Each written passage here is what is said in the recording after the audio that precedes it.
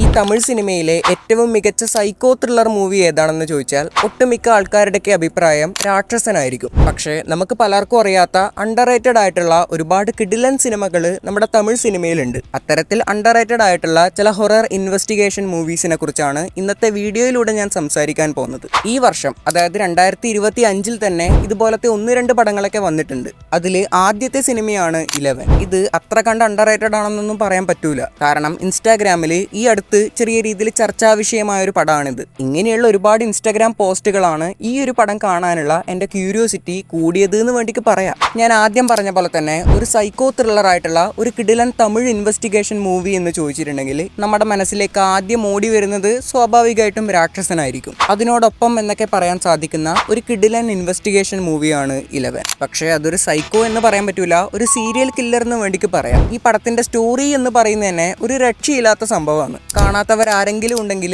മസ്റ്റായിട്ട് കണ്ടുപോകേണ്ട ഒരു സിനിമയാണിത്. പക്ഷേ എത്രയൊക്കെ നല്ലത് പറഞ്ഞാലും പടത്തിൽ ചില നെഗറ്റീവായിട്ടുള്ള കാര്യങ്ങളൊക്കെ ഉണ്ട്. എന്താ വെച്ചിട്ടുണ്ടെങ്കിൽ സിനിമയുടെ ഫസ്റ്റ് ഹാഫ് വരെ വലിയ രീതിയിൽ ഇൻട്രസ്റ്റിങ്ങോടെ അല്ലാതെയാണ് കഥ മുന്നോട്ട് പോയത്. അതിൽ ഹീറോയിന്റെ ഒരു ഇൻട്രൊഡക്ഷൻ സീനൊക്കെ ഉണ്ട്.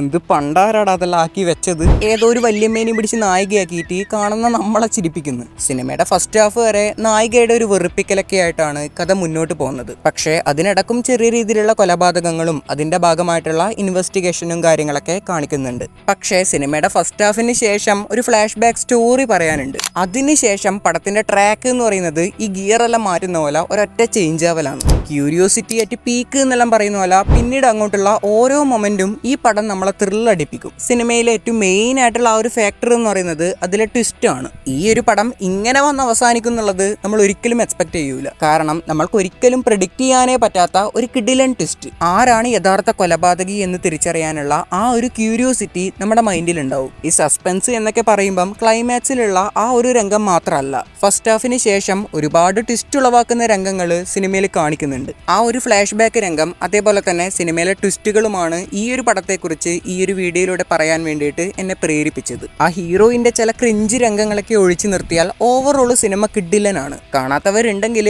മസ്റ്റായിട്ട് ഒന്ന് കണ്ടു നോക്കുക. IMDbയിൽ 7.4 ആണ് ഈ ഒരു പടത്തിന്റെ റേറ്റിംഗ്.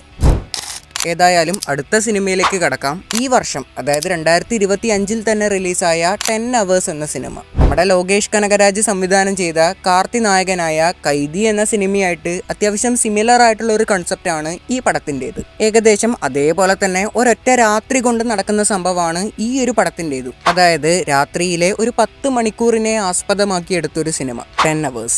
എനിക്ക് പേഴ്സണലി ഞാൻ ആദ്യം പറഞ്ഞ 11 സിനിമയായിട്ട് കമ്പയർ ചെയ്യുമ്പം അതിനേക്കാളും കുറച്ചും കൂടി ബെറ്റർ ആയിട്ട് ഫീൽ ചെയ്തത് ഈ ഒരു പടമാണ്. നെഗറ്റീവ് പറയാനായിട്ട് ഞാൻ പ്രത്യേകിച്ചൊന്നും ഈ ഒരു പടത്തിൽ നിന്ന് കണ്ടെത്തിയിട്ടില്ല.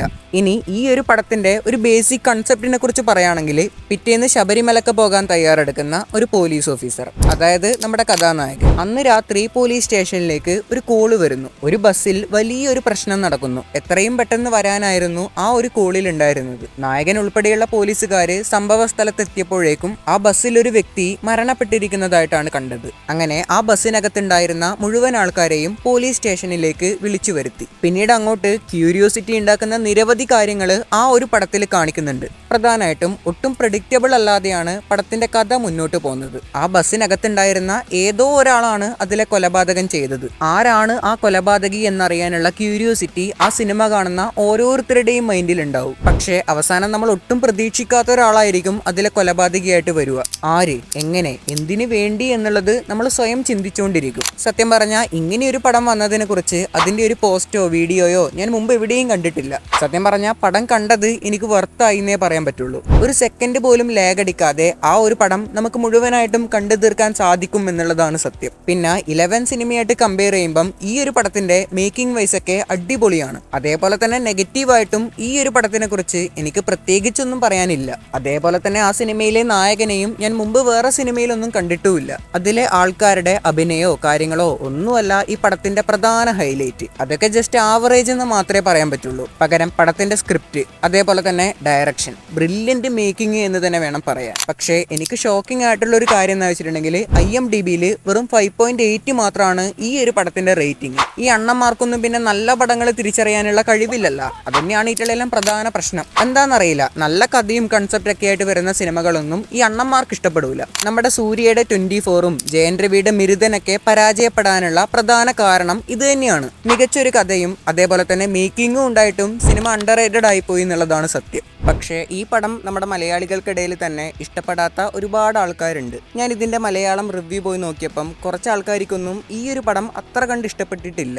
അതിന്റെ കാരണം എന്താണെന്നുള്ളതിനെ കുറിച്ച് എനിക്ക് പ്രോപ്പർ ആയിട്ടുള്ള ഒരു ഐഡിയ ഇല്ല. ചിലപ്പം അവരുടെ പെർസ്പെക്റ്റീവിനനുസരിച്ച് പടം വന്നിട്ടുണ്ടാവില്ല. എനിക്ക് പേഴ്സണലി പടം ഓവറോൾ നല്ല രീതിയിൽ കണക്ട് ആയി. അടുത്ത സിനിമയെ കുറിച്ച് പറയുകയാണെങ്കിൽ 2025 തന്നെ റിലീസായ ഫയർ എന്ന സിനിമ. പിന്നെ അണ്ടർ റേറ്റഡ് ആയിട്ടുള്ള പടങ്ങളെ കുറിച്ച് പറയുന്നതാണ് ഞാൻ ആദ്യം പറഞ്ഞത്. പക്ഷേ 2025 റിലീസായ ചില ബെസ്റ്റ് സിനിമകളെ കുറിച്ച് മാത്രമേ ഞാൻ പറയുന്നുള്ളൂ. ഈ ഒരു പടം നിങ്ങൾക്ക് റെക്കമെൻഡ് ചെയ്യേണ്ടെന്നാണ് ഞാൻ ആദ്യം വിചാരിച്ചത്. ജസ്റ്റ് ഒന്ന് കണ്ടു നോക്കാമെന്ന് വിചാരിച്ചിട്ട് കണ്ടതാണ്. പക്ഷേ എനിക്ക് പടം അത്യാവശ്യം നല്ല രീതിയിൽ ഇഷ്ടപ്പെട്ടു. ആദ്യം പറഞ്ഞ 2 സിനിമകളുമായിട്ട് കമ്പയർ ചെയ്യുമ്പം അതിൻ്റെ അത്രയൊന്നും ഇല്ലെങ്കിലും അത്യാവശ്യം കുഴപ്പമില്ലാത്തൊരു പടമാണ്. ആദ്യം ഈ ഒരു പടം നിങ്ങൾക്ക് റെക്കമെൻഡ് ചെയ്യേണ്ടെന്നാണ് ഞാൻ വിചാരിച്ചത്. ഞാൻ ആദ്യം പറഞ്ഞ 11 സിനിമയിലൊക്കെ കണ്ട പോലെ ഈ ഒരു പടത്തിന്റെ ക്ലൈമാക്സിൽ കാണിക്കുന്ന ആ ഒരു ട്വിസ്റ്റ്, ആ ഒറ്റ ഒരു കാര്യം കൊണ്ട് മാത്രമാണ് ഞാൻ ഈ ഒരു പടം നിങ്ങൾക്ക് റെക്കമെൻഡ് ചെയ്യുന്നത്. അതിൽ അവസാനം കാണിക്കുന്ന ആ ഒരു ട്വിസ്റ്റ് എനിക്ക് നല്ല രീതിയിൽ ബോധിച്ചു എന്ന് വേണം പറയാൻ. ചെറുതായിട്ട് 18+ ആയിട്ടുള്ള കാര്യങ്ങളൊക്കെ ഈ ഒരു സിനിമയിൽ കാണിക്കുന്നുണ്ട്. ഒരു വിധത്തിൽ ചിന്തിക്കുവാണെങ്കിൽ സിനിമയുടെ പേര് തന്നെ ഒരു 18+ ആണ്. പിന്നെ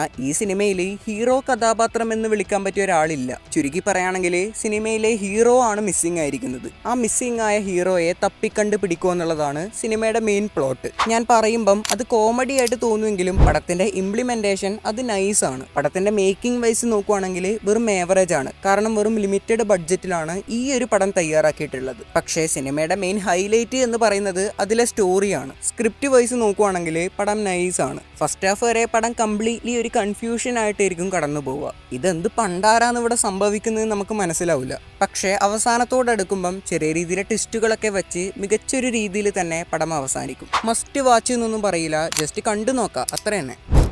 ഇതിലൊരു ബോണസ് എന്നുള്ള രീതിയിൽ ഞാൻ വേറൊരു പടത്തിനെ കുറിച്ച് കൂടി പറയാം. ഈ വീഡിയോ കാണുന്ന മിക്ക ആൾക്കാരും കണ്ടിരിക്കാൻ സാധ്യതയുള്ള ഒരു സിനിമയാണത്. അതായത് ഒരു മിസ്റ്ററി ഹൊറർ ഇൻവെസ്റ്റിഗേഷൻ എന്നൊക്കെ പറയാം. എല്ലാവർക്കും അറിയുന്ന ഒരു സിനിമയാണ് 2022 റിലീസായ ഡയറി. എൻ്റെ അളിയ, ഈ പടം കാണാത്തവരാരെങ്കിലും ഉണ്ടെങ്കിൽ മസ്റ്റ് വാച്ച് എന്ന് പറഞ്ഞിട്ടുണ്ടെങ്കിൽ മസ്റ്റ് വാച്ച്. പ്രേതപ്പടം എന്നെല്ലാം പറഞ്ഞിട്ടുണ്ടെങ്കിൽ ഇതാണ് പ്രേതപ്പടം. പ്രേതം മാത്രമല്ല, അതിൻ്റെ പുറകിൽ നടക്കുന്ന കിടിലൻ ഒരു ഇൻവെസ്റ്റിഗേഷൻ ത്രില്ലറാണ് ഈ ഒരു പടം. ഒരു റിയൽ ലൈഫ് ഇൻസിഡന്റിനെ ഇൻസ്പയർ ചെയ്തിട്ടെടുത്ത കിടിലൻ ഒരു സിനിമയാണ് ഡയറി. ഈ പടം നിങ്ങൾ കണ്ടിട്ടുണ്ടാവും എനിക്കറിയാം. പക്ഷെ കാണാത്തവർക്ക് മാത്രം ജസ്റ്റ് ഒരു ബോണസ് ആയിട്ട് പറഞ്ഞതാണ്. ഒരു ബസ്സും അതിൽ നടക്കുന്ന ചില സംഭവങ്ങളുമാണ് ഈ പടത്തിലെ പ്രധാന ഹൈലൈറ്റ്. സിനിമയുടെ അവസാനത്തെ ആ ഒരു ട്വിസ്റ്റ് എല്ലാം കണ്ടിട്ടുണ്ടെങ്കിൽ നമ്മളെ കിളി പോവും. ഞാൻ വീണ്ടും ഒരു കാര്യം പറയാം, ഈ പടം കാണാത്തവരാരെങ്കിലും ഉണ്ടെങ്കിൽ ഇത് ഇന്ന് തന്നെ പോയി കാണണം. IMDbയിൽ 7.2 ആണ് ഈ ഒരു സിനിമയുടെ റേറ്റിംഗ്.